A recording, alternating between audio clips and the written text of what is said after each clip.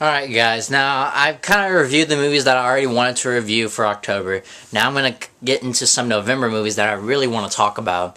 Probably some of the big ones are going to be Hunger Games: Catching Fire, Thor 2, and Frozen for sure. I want to start off with Catching Fire, okay? For those of y'all who've seen my Hunger Games review, I told y'all, that I really loved this movie, really loved the first Hunger Games movie. It was fantastic. I know some people had some problems with it, but I stuck through it, and it was really good. This movie was even better. I didn't think this movie was going to be better, but it was better. Especially since they got a new director, the director of I Am Legend, which I also love. He stepped in, and man, he made a kick-ass Hunger Games movie. This movie, Catching Fire, is amazing. It was really one of the best movies of this fall season.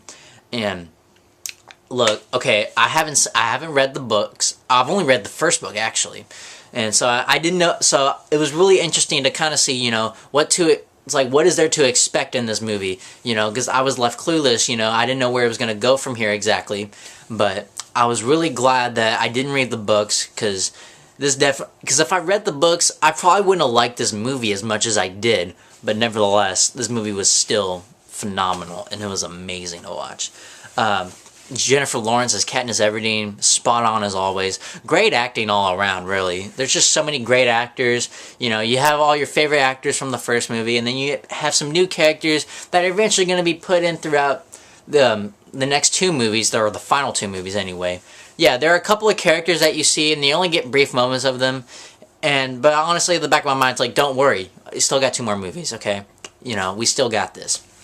And, really, I liked where this movie started off as. Because, for me, I wasn't really expecting, another Hunger Games to go on in this movie, even though it did, and which was really awesome.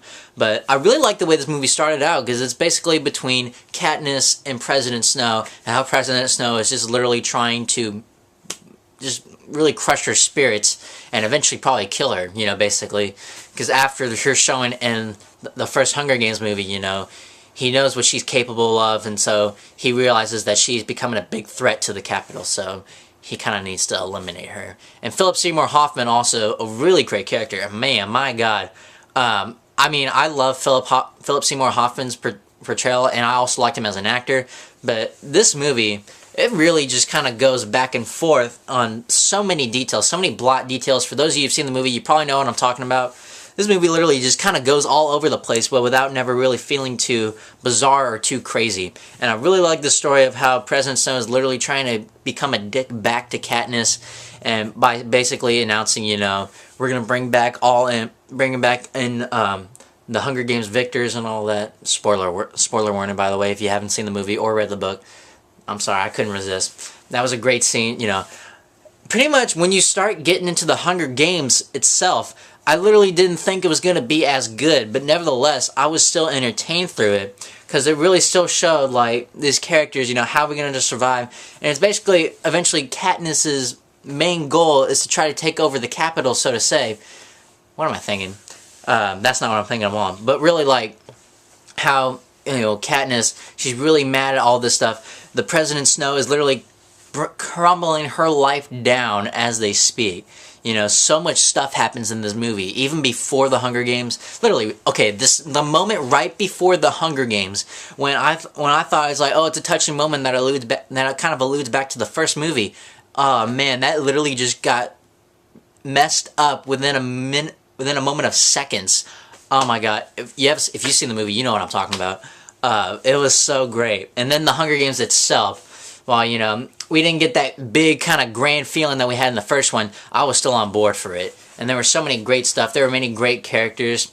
The ending of the movie, especially, like I mentioned before, I'm glad I didn't read the books, because there's so many plot twists and turns that really, wow, I was really amazed by that.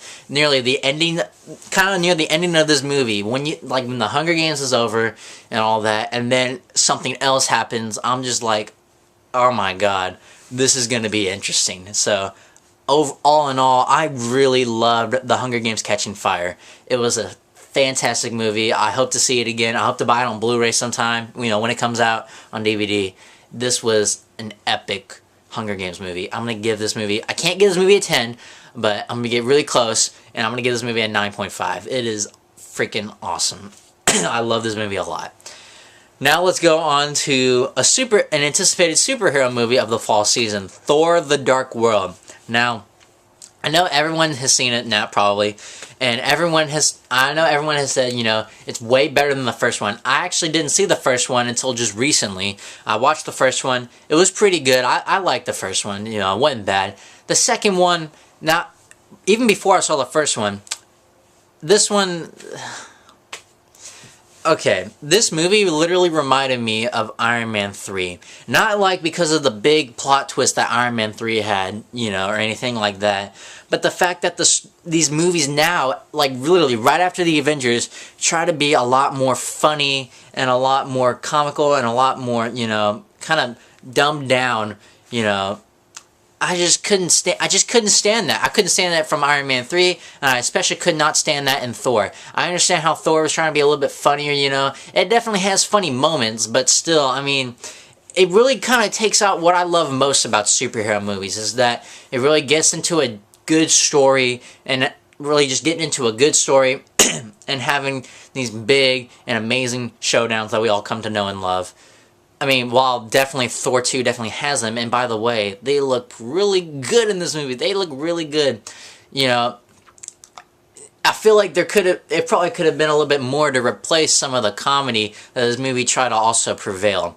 And I just couldn't stand how this movie tried to be a lot more funnier than it was trying to be, kind of like Iron Man 3 was a little bit. But thank God there were no huge plot twists, so to say, or are there? I'll get to that later. But, oh, also, speaking of that, Tom Hiddleston as Loki. I mean, I love Loki. Ever since, literally, the Avengers, even the first Thor movie, I thought he's a badass villain. He's really great. He's really definitely one of the redeeming qualities about this movie that I really, really held on to. They never made the character too ridiculously stupid, you know. And they really made him a lot more fun in this one, I thought, in my opinion. I thought it was really good, especially where they kind of leave up from after the Avengers and where Loki's kind of been. That definitely made me a lot more interested in this movie than the actual story itself, which I had a problem with, because literally from the beginning of the movie, you know, it's the introduction to this new villain, Malekith. I wasn't interested in him at all. I wasn't interested. I just wasn't. I felt like I was kind of sitting there, and it's just, as... you know, as that introduction begins, it's like, I mean, it's kind of a typical superhero movie thing, you know, just to kind of introduce this villain or something like that. But still, I was like, they could have made him more memorable, you know. So definitely one of the most unmemorable villains of all time. He's just, I felt like they just kind of threw him in there. They kind of shoehorned this villain in there. I thought there could have been a lot more potential for this guy, but they didn't give him enough. They definitely did not. They barely gave him anything in this movie. Because they were too busy trying to kind of throw in all that comedy elements and humor that really just throw me off. And also one thing too. That one doctor guy, Eric Selvig, I think his name is. Seriously, this guy in this movie. Oh my god. I mean, seriously. It's just so stupid. I mean, seriously, what they made this character out to be, they really dumbed him down than what he was in the first movie. I liked him better in the first movie, even in the Avengers, than he was in this movie. I really did not like this character. I think I only liked one line from him, but other than that, you know, it's just like, seriously, they really made this movie a lot. It literally felt like I was watching a Transformers movie. Not like necessarily the first one, but more like the second, maybe the third one, you know. How, you know, you have great action, but you still try to throw in that stupid humor that's just more like comic relief, and it doesn't work at all. And that's what Thor 2 felt like to me overall. And Kat Dennings also in this movie, I mean, really? I mean, I even say about that in the first movie, but in this one, really? I mean, I don't think she's fit in to be a Marvel character, so, but that's just me. Overall, this movie was definitely nothing like what I expected. I expected it to be more. I expected it to be tragic. I liked the action of this movie. Tom Hiddleston was great in this movie.